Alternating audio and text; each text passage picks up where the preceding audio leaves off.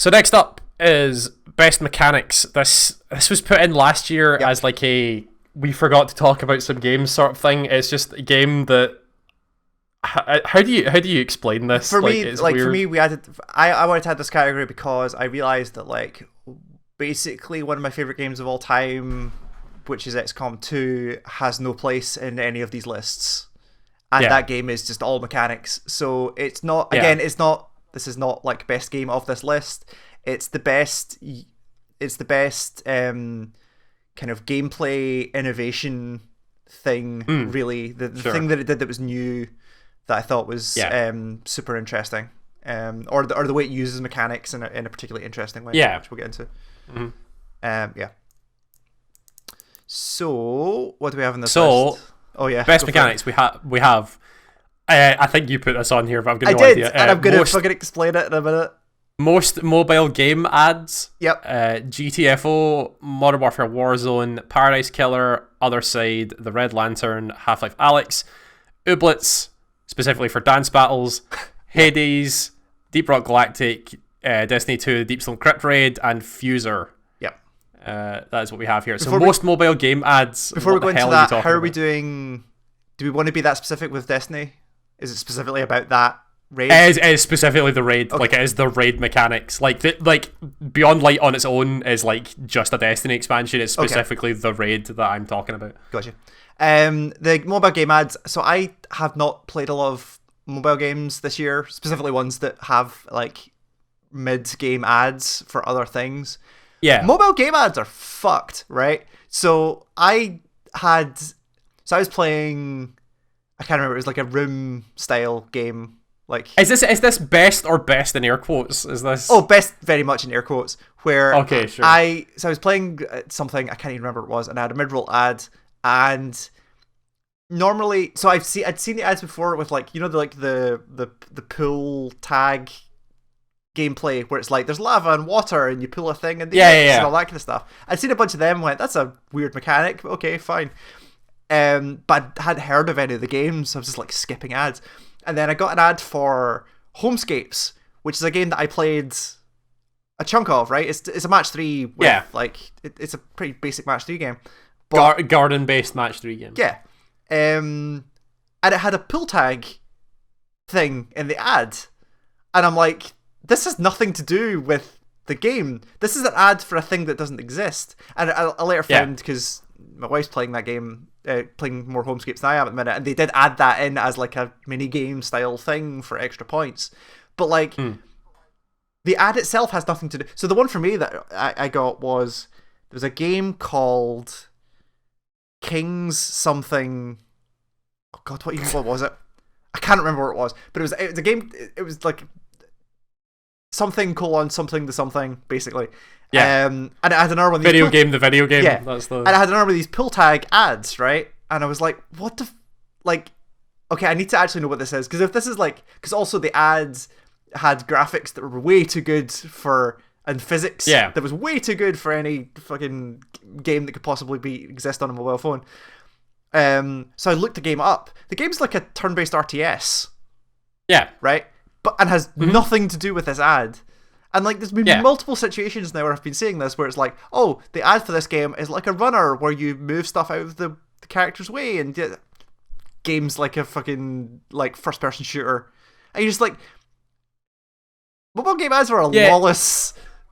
Well, so this is right. This is the thing I was gonna say, was they've now, I can't remember if it's a law or like there are several people who have put out things that have said companies cannot do this anymore. Good, where it is, because it's a nightmare. You cannot advertise for something that the thing is not, and that is because that what you're experiencing is a thing that has been around for ages, and you've only just started to notice it.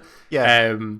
But yeah, like there things have been put out that have said companies can't do this anymore because my favorite one, my favorite in very heavy inverted commas, was the ad had, it was like a World War II thing. I don't even know what the game is. It's like a World War II thing, but it also seems to have like dating mechanics in the ad. Oh yeah. I can't remember what the name of the game is. And then you look up the game on the store, and it's like, oh yeah, it's a Clash of Clans thing in World War II. And you're like, This has nothing to do. Oh, I was infuriated for like half an hour when I went. You can be secure in the knowledge that it's not going to be a thing for much longer because they're being stopped. It's a nightmare. GTFO, a lot of this is kind of stuff we talked about in early access, but the rundown basically is why this is there as an idea, and also just like the fact that if you've got a four-person team who are tooled up right, like the ability for you all, it's not even the ability, the requirement for you all to work together in a way that really helps each other is super cool. And also like the really like the kind of stuff that doesn't feel like it should be as important, like the terminals in that game. Like, this is not just me talking because it's me, but like the idea that like, there's a database of like every item in this stage on this terminal that you then need to hunt out and ping and find and all this kind of stuff. It's just I wasn't surprised by the one time that we played it. The person in your group that decided to do all that stuff was you. Like, it's not. Totally. Like it's a command line stuff. It's a literal command line terminal. Like and also just like, and it's really cool. It is really cool. And even because we said the rundowns add new mechanics. When they added the reactor level from the previous rundown, which you hadn't seen, but I think you saw the same mechanic in the level we did where you were there. Where was that the words thing? The words one. So the setup is like you're basically like you're decrypting a bunch of stuff that set alarms off, and the person on the terminal only has the terminal and has a code, and all the other players on their HUD have the code translated into a 4-letter word, and it does the thing that is so great about those type of games where like the 4-letter word has a bunch of potentially different spellings, or it's homonyms or like phonemes or like things that words that when you say it could be like 3 different words. Yes, like there could be there, THERE, or THY''RE or whatever. Like it's and also like we had to do it like we'd done that kind of thing before, so we had to go like, okay, I'm gonna go in the terminal. You specifically are the only person who's allowed to shout words. Yeah, so when I jumped in, which was me jumping in for one rundown in a group of people who had been playing since like the 2 rundowns before or whatever. Yeah. Like had their own language and stuff like that, which I normally hate doing because it really messes with the dynamic, but it was really interesting because like we got to that point and you were like, okay, you specifically say the word, don't anybody else talk, just you. Because, and I was like, but I can say words, like it's not hard. Yeah, but like while this is happening, like there's really intense waves of enemies hitting, like everyone's trying to block stuff up and heal each other and all this kind of stuff. So I'm like, no, because what happened the last time was crosstalk. Was that a lot of crosstalk where you'd get like, okay, I'd say the thing and I'd say, okay, you're the one that's saying the words, and I'd say the thing, I'd mishear the word and like spell it phonetically, and then the other 2 guys would shout on top of them and say, no, it's this, and it's like, I can't hear anything. One of you needs to just focus. It's cool. It is a first person equivalent of raid communication in like an MMO. 100%. Like every level in that game is its own little raid. It's cool. It's a little raid, where it's like you have to give very specific instructions at very specific points, and crosstalk kills you at some points. Yep. Like it is. Eventually, you have to get a point where there's a person who will stand up and say, like, listen to me and don't say anything unless I ask you for it. Like, it is. It's really tied. It's really cool. Like, it is a unique thing. The other one other mechanic that really got us was there was a stage in the previous rundown where, did you ever see the turbines in that game? Like the handheld turbines? So there's a lot of fog in that game, and specifically there's fog in the previous rundown that is poisonous. And are they the gas clearing things? Yes, but they're handheld. Yeah, I have seen them. Yeah. So I've not seen the handheld one, but yeah. So the previous rundown had one where it was like basically there's an entire section of that level that is in fog, like thick, floor to ceiling, poisonous fog, and one person has to hold the turbine, which means they can only walk and have no guns, and and it has a very restricted area that's safe. So like the 4 of us just huddled together, literally cannot see 6 feet in front of us, just going through this maze of a place, one person continually flipping to the map to see where we're supposed to be going. Like single enemies coming out of the fog constantly every time, and us just being like, it is one of the most stressful, terrifying things I've ever done in a video game. That game's unreal. whole thing. That game's whole thing is about you being on edge constantly, at like the edge of pressure, and it is. Yeah, it's an interesting and unique experience. It is a weird. Like, me just contextualizing it as a raid in my own head is a weird sort of twist on it, but yeah, it's totally 100%. Right. Like once, because this year was the first time I played one of the Destiny raids, and and it was the first real MMO style raid I'd ever done. I was like, oh, this is just every level in Gtfo. Okay, got you. Right, this is what this is. Modern Warfare Warzone. It was just it had a bunch of. I didn't play it, so I don't know. I played like 3-4 hours of it because it was free. It's a cool spin. It's cool extra stuff on top of Battle Royale, really. Like the Gulag does add something to it, and also the Gulag's cool. I'll give it that. Also, the bounty system is pretty good at. Oh yeah, that sort of like drives you to points of the map, like that. It drives you to points of the map, but also it gives you something to do that's not just hiding in a bathtub. Sure. You know, if it like makes you go out. It makes you go out and puts you people in danger and puts you in front of other people. Yeah. I don't know. It was cool. I just thought it was nice. Yeah, I think it's fair. Right, Paradise Killer's interesting because I've played Paradise Killer and I don't know what you're going to say here because it doesn't really have a lot of unique mechanics. Yeah, I kind of thinking about it in comparison to the other things. It's good. Don't get me wrong. It's good. It's a good one of those sort of like investigative visual novel style things. But it's not doing anything unique. No, but I think the thing for me is that on top of these type of games that I've seen before, the evidence tracking system in that game is really good. Where I'll give you that. It's very difficult to get completely stumped. Where all of the kind of lines of investigation that you have left up, still you can always just go, I have no idea what to do next.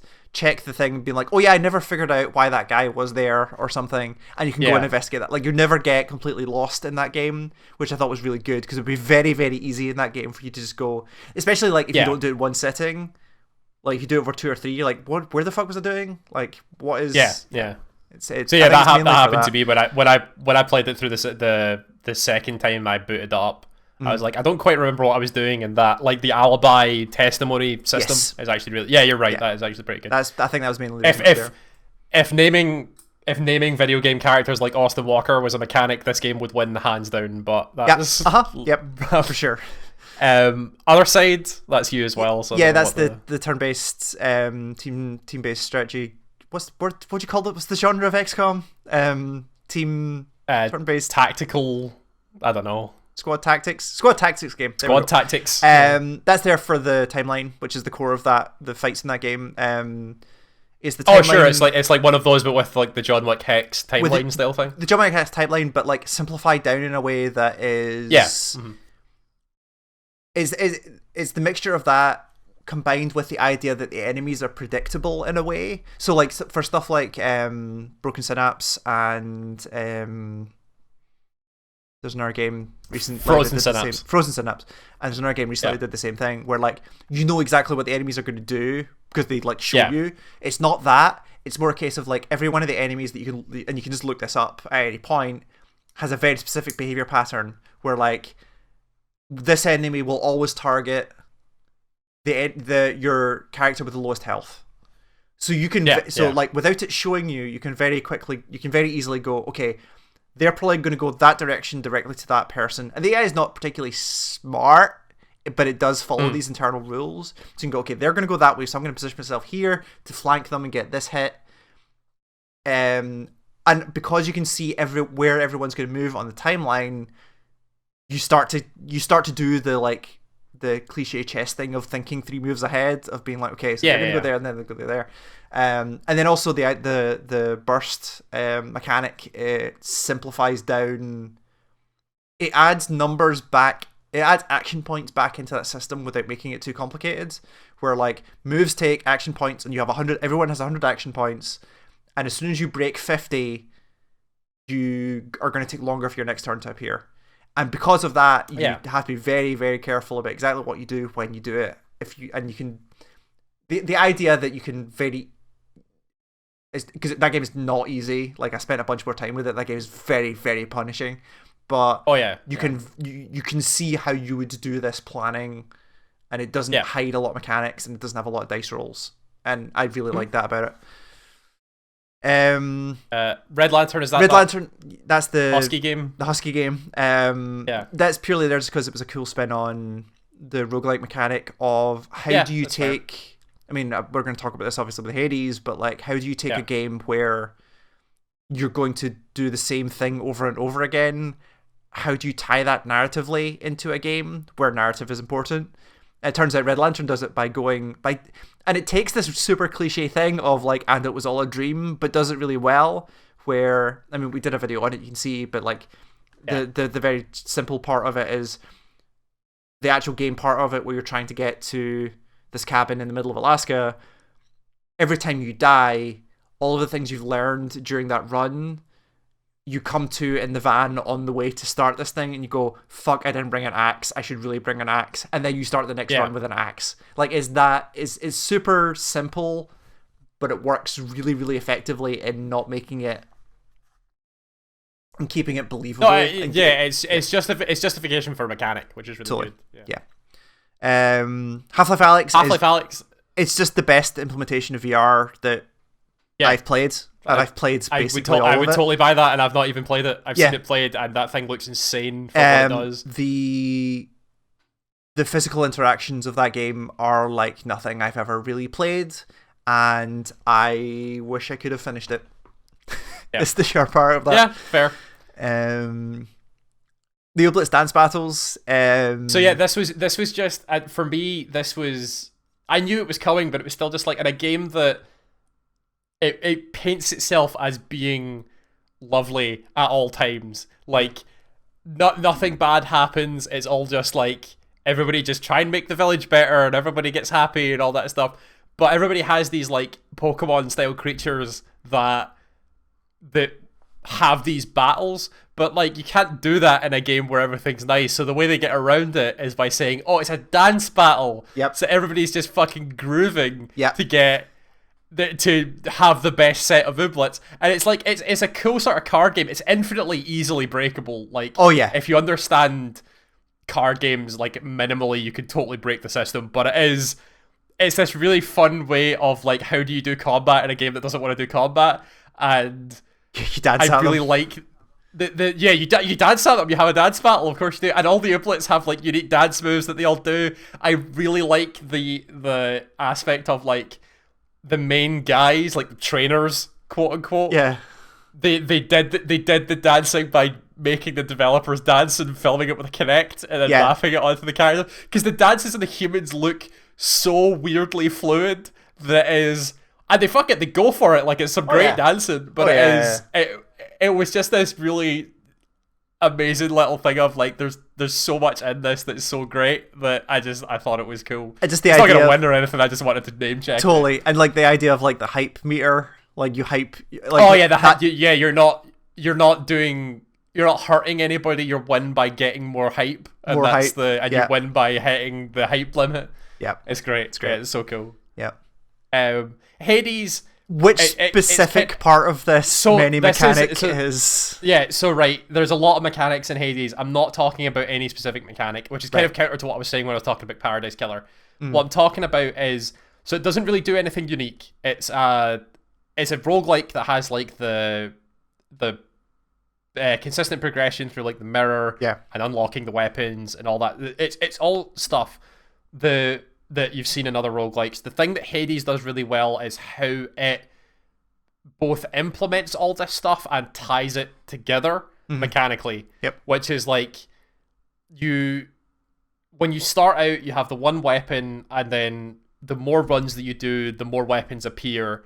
But that's fairly roguelike, but they then justify it with like your sparring partner Skelly being like, hey, this weapon just showed up, I don't know where it came from, which isn't a lot, but it is like a narrative justification for the reason as to why there are weapons that then you discover later on why they start showing up. Like, it's a tease to a storyline that happens later on. Yeah. Then you get into like the boons for the different gods that you get in the runs themselves unlock slowly over time as you start to meet the gods, but then there are some that require specific achievements to then appear.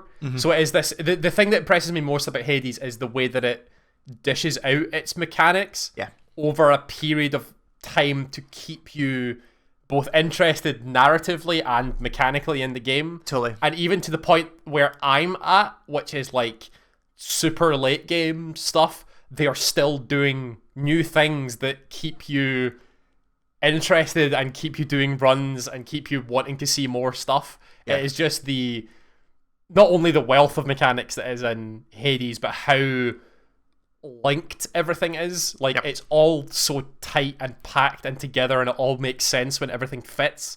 Like, for me, it was the moment it started. Every time you do feel like it's going to become... Every time it feels like you're in this situation where you're like, okay, I'm just gonna hammer my head against this wall until it goes. Like the first time one of the other Fury sisters turned up, I was like, oh, okay. So that's a perfect example of like when it starts doing, it does it very incrementally, and it's very little twists that get you being like, oh, there's this new sister that's turned up. What the hell was that? Which then ties into like the narrative of Meg and how it's all pointing at different things that will lead you in different locations that will cause you to do different things. That is just, it's staggering that in a game that I've spent almost 100 hours playing, they are still doing that. There is still dialogue I haven't seen. There is still stories to learn. There's still mechanics to see. Like, it's unbelievable what they've been able to do with that thing. Yeah, for sure. But yeah, that's Hades would win if it was most mechanics as well, but it's not. But it is an incredibly good series of mechanics that all work well together. Yeah, which is it's amazing. Yep. Deep Rock Galactic. This is a super. You've been playing a lot of this fairly recently. Yeah, I'm upset about because I would have wanted to play that as well. But I mean, we got into it because it's the same group I played GTFO with, and we wanted something that was like, yo, GTFO stresses the fuck out of us. Let's have something that's less intense. Deep Rock's good for that. Yeah. Deep Rock. So yeah, we've started to really get into this. There's a couple of the actual mechanics where... So I played that game back when it first came out in early access, and it was like, this is a cool foundation for a thing. And then I played it like maybe 6 months after that with a couple of friends from work. I was like, oh, they've improved this. They've added some more stuff to it. But then us now playing the final game, all of the mission types they've added in there are really good. So mainly the one that really tipped over the edge for me was I can't remember what they actually call the mission type, but basically like you drop 3 pumps on basically like liquids, minerals coming out of the ground, and then you've got a central factory, and you literally have to connect pipes. Like you have to draw pipes up to the pumps. Like, so like you grab them and like place them down as a like kind of Satisfactory-esque almost. And which is fun enough because you're like, okay, that pump is like 7 miles up the way. How the fuck do we get there? And it turns out the way you do it is you have somebody on a drill who just fucking drills through the wall the whole way. Yeah.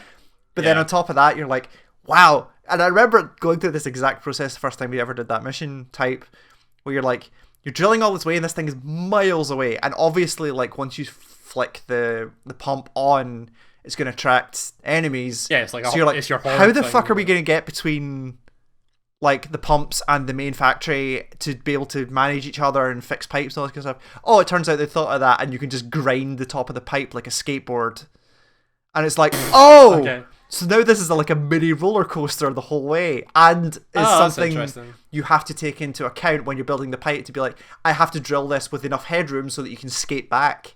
And if you do all of that right, that final section of protect all the pumps is bonkers, because it's just like, you just see dwarfs like jumping on, like, okay, I'm on pipe 2, just skating off into the darkness. It's so cool. Like, all of the different mission types in that thing are just very cool. And they've also added stuff into that game they've added endgame stuff into that game as well, where there are like random events that are like, you can't activate this until you have X resource that you only get end game, and it's like a harder fight, and I don't know. There's a lot that game is kind of all mechanics, and also the mechanics working in a way where you also make your own fun in a lot of it as well. Sure, yeah. Where there's this like, you can really troll the fuck out of people if you really want to without really much kickback. Oh, yeah. And it's a really good thing to play before people you know.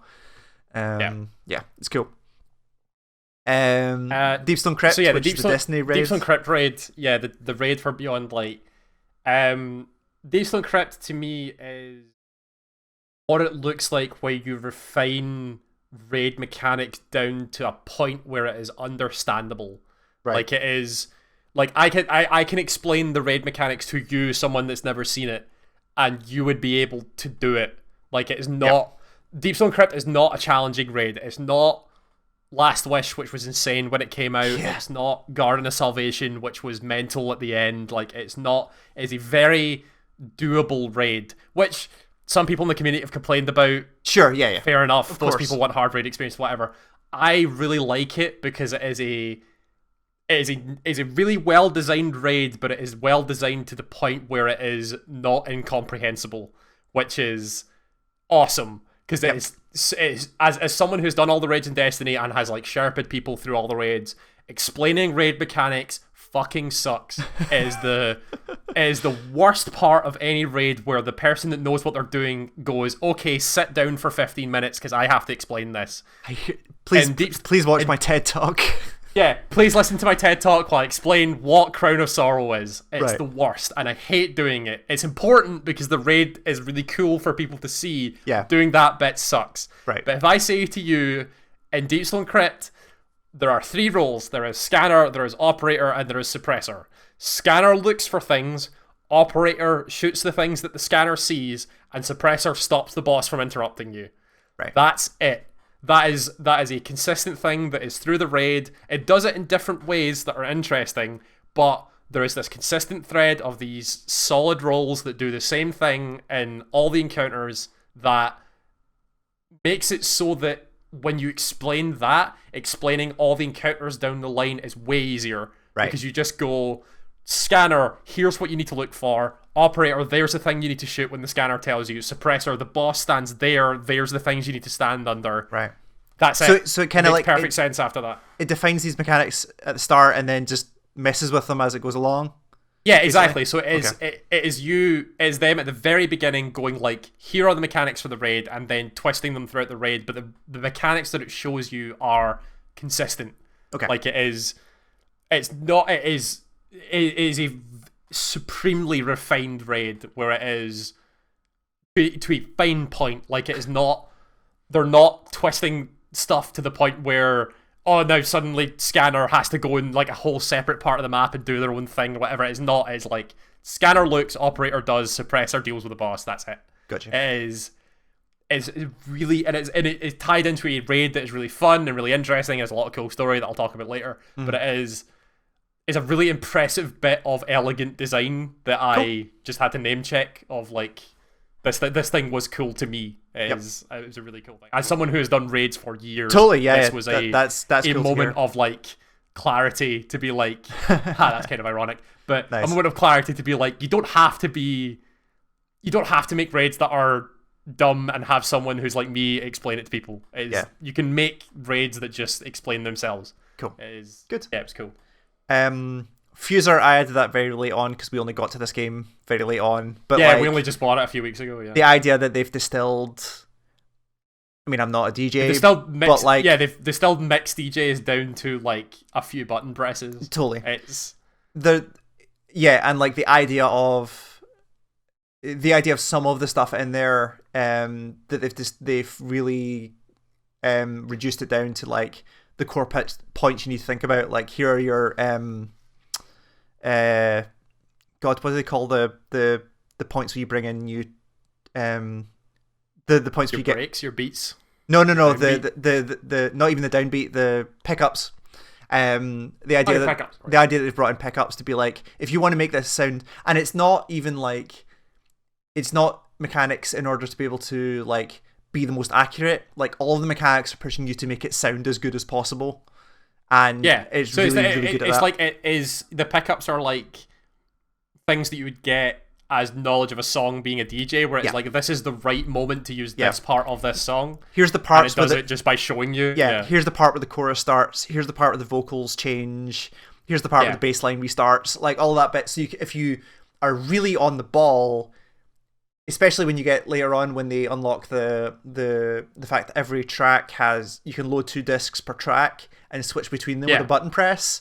Like I've definitely had some mixes where I had 2 vocal tracks on the same 2 vocal discs on the same track, and I'm switching between them on pickups, and it just sounds brilliant because it does sound like it does the thing where the 2 tracks are talking to each other, and it just sounds really good. If you can pull it off, it's super cool at that. It is also like ultimately that game makes it makes you mixing those songs together sound good. Yep. When an average human would try and do that and fuck it up to the point where it sounds awful. Totally. Regardless of what you do in Fuser, it normally works out sounding all right. Yeah. Like, and it's the songs that you can mix together make no sense that you should be able to mix them, but Fuser makes them sound awesome. Yeah. And that's impressive. And it does it in a way that is closer to the real thing than something like DJ Hero, which is a game that we love, but like this is oh god, I closer love to... DJ Hero so much. Yeah. But like this is closer to what you want. And I'm really looking forward to the idea that's the difference of like DJ Hero did it in the sense of like it was your traditional DJ sort of like 2-track 2/8 like I have 2 discs flicking and between you're it with a flicking slider. Yeah. Whereas this is the more modern DJ of like I have stems with different parts of different songs that I can switch together. I was watching one of the music YouTubers that I follow. There was a company called Hercules that do Tractor, who are the big DJ software basically that all the most DJs use, and a controller, and basically invited a bunch of music YouTubers to learn how to DJ, and it was cool to watch him use the software and use the controller and being like, oh, this is just that thing. And it shows how like modern DJing has changed from like it's not just you like crossfading between two vinyls that you know the positions of. Like it's you have this music library there with enough preset up and automation to be able to do it better, basically. Like it's not like it's cheating, it just makes it better because you have all these options. It's something that Fuser did really well, where it was like I was playing a bunch of Fuser and then was like, I want to be able to do this in the real world because I know like I want specific parts of specific songs to come in at moments, so like I could do this in real life, and then I went, this would be way too hard to do in real life. Like it is. There's so much to it. I'll just say the base version of Tractor is free if you want to just fuck around with it. Like I've been tempted. I would be willing to try it and just see what it would be like to try and make a mix because it would be interesting. But Fuser is a really cool thing. Yeah. And it's amazing that they're able to pull it off. Obviously, it's harmonic, so they've had years of like. Oh, so this is their jam. Understand how music games works, yeah. But they're very, very good at making awful ideas musically sound great together. Yeah, totally. Like Bananarama and Deadmau5 shouldn't be able to mix together as well as they do, but in Fuser, it's great. Turns out Hot Stuff works with everything. Hot Stuff's got such a good like drum and bass line in it that there was a moment I was playing a couple of days ago where I was doing really well and I was like, oh, this sounds fucking great, how did I figure out this? And I realized I was just playing like 3/4 of Regulate. I was like, oh, that's why this sounds good, because Regulate's fucking awesome. Right, okay. Because Regulate's great, okay, so best mechanics. Let's see. I assume Hades has to be part of this. Yeah. Hades has to be on there, like that's. I think that's a no-brainer. I think Gtfo probably has to be part of this because I would say so. Yeah, I think the rundown's really unique, and the mechanics that are actually in each rundown are super interesting. So so for me personally, out of that list, it's do you go Half-Life Alyx, which is the biggest justification for VR as a thing. Like, yes, but it's none of it's new mechanically. None of it's new. It's just done really well. Yeah, it's a good implementation. It's the best implementation of mechanics we've seen before, and there's nothing new in there that's like, oh, they've uniquely solved a problem that VR's had for ages. Like the movement in that game. Like the one impressive thing is possibly that they've made it work on every headset from like the index with finger control all the way back to the original Rift that I have with like touch controllers. Like, but again, like the thing I was interested in with Alex was like, how are they going to solve movement? Because movement's still not a solved problem. Like, is it teleport? Is it free movement? Is it some other thing in between? Is it the fucking arm swinging thing from H3? No, it turns out they've just added them all and said you choose. Yeah, so, you choose one. Yeah. Okay, so I don't think it's a good implementation, but it's not got anything new really in it. So then, for me, out of this list, interestingly enough, the thing that appeals to me the most is probably Fuser. Right. But it's a weird justification, but part of me wants to say other side because I want to see that mechanic in a different game. Not that other side's bad. I'm saying that I want something that's not as punishing, but with those. Because remember when we did the John Wick video, and I was like, this timeline is awesome. I would be really cool if we did it in a different game that was slightly more complex. Turns out other side is that more complex game, and I want it actually somewhere in between those two.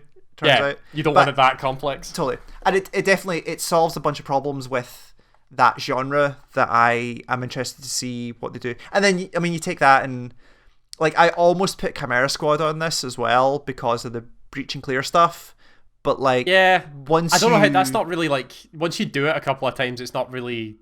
It then becomes just like it's then just XCOM. Yeah, totally. Yeah, at that point it's just XCOM afterwards, which isn't really that. Yep. So yeah, the things, but then on the other side, like the timeline stuff isn't. It's not unique to that game. It is the implementation of something that's been done before. It's just it is. It's all the stuff they've layered on top of it, though, and sure. The fact that it's that readable and at its core is quite simple with some complexity on it. Maybe it is Fuser. Maybe it is actually Fuser.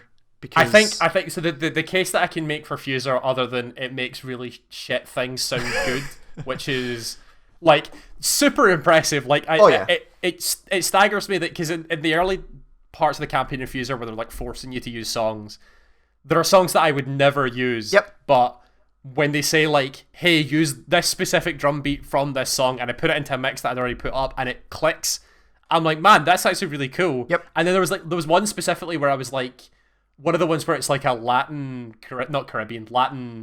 R&B sort of song, and it said use the vocals from this track, and it is some women just going off in Spanish, but it's so powerful and driving that I then started implementing that back into my decks as like if I'm building like a heavy bassline drumline thing, you can throw that in, and it really helps drive everything.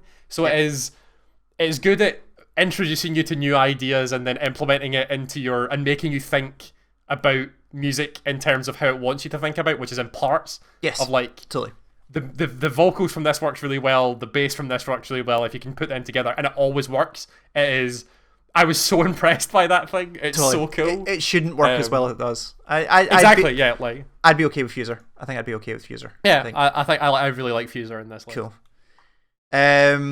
So what wins is the thing. Like, it's the problem is like Hades has so many that are good as opposed to like the core of it being. But I think that is in its favor. Yeah, you're probably right. You're probably right because it has so many mechanics, but they're all brilliantly well designed. Yeah. Like each of them, even taken in isolation, they're amazing. But the fact that they are then tied together, both mechanically and in a narrative, it leads to them being able to justify the roguelike as a genre in a way that I've never seen before. And I've played a lot of roguelikes of like they have this now unified mechanical vision of like, we're able to tell this story, give you a reason to do these runs. When you're in the runs, we have all these varied choices and options and makes it interesting, but then while you're doing the run, you will discover new things that then tie back into the narrative, the things you can choose. Like it all ends up being self-fulfilling. Mm-hmm. That it's one of the most mechanically unified and complete games that I've ever seen. So it is. I think the fact that Hades makes it it is. I think in a post Hades world, it is now difficult to do a roguelike. Yeah, because, absolutely. Yeah, like, it sets such a high bar in terms of tying every part of that game together. I don't know how you go back and do it. Yeah. Again. It's now really hard. It's now really hard for anybody to go, unless you're just taking roguelike as like a mechanical genre drive Totally. or whatever. You can't specifically go out to make a roguelike without looking at Hades and being like, actually, this thing also kind of has to be a narrative game and also a mechanically intensive game, and But also I don't even think it does. It's just you can't put there's no argument anymore for like you can't do a narrative in roguelikes. Like Yeah, you just absolutely, you totally can. And also like I mean Supergiant's not a small studio, but it's also not a giant studio. Like it's a reasonably sized studio, like, and they pulled this off brilliantly with a relatively small team but it's also testament to the fact that thing was in early access for as long as it was. Totally. And they've said as much like multiple times where it was like that game would be nowhere near as good as it was without the constant feedback of the community and like the ideas and all the work that was gone into it. For sure. Yeah, it's but Hades. Yeah, for me it's Hades. Yeah, yep. That's I think you're right. I think as cool as cool as the ideal like rundowns and stuff in the game that Gtfo has. Hades just I think trumps it. It's almost unfair how well Hades ties all of its stuff together, I think. Yeah. So, best mechanics is Hades. I might actually just rename this so that when I'm writing it down, I'm going to just gameplay mechanics because it's fair. Just to be very specific. Best gameplay mechanics is Hades with GTFO and Fuser as runners-up. Oh, I'm still annoyed I never got to like the end of Hades, but there was no way I was going to do that. I feel like I'm done at this point. I've got you covered in later category. Yeah, I'm going to need to just I was trying, but I was never going to get there. I know, that's fine.